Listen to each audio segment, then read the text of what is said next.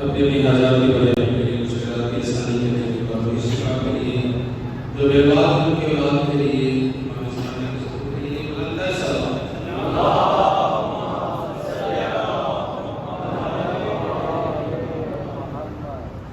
एक मुनव्वर के चर्चा की इस्लाम की कोशिश कर रहा हूँ और ये कलाम मेरे छोटे भाई मेरे लिए और जिन्होंने अभी और इससे पहले पढ़ा हो तो इस आवाज़ में मैंने ये कलाम पढ़ा और बड़ा पहले किया छोटी सी उम्र है लेकिन वाला ने कलम खूबसूरत अदा किया है।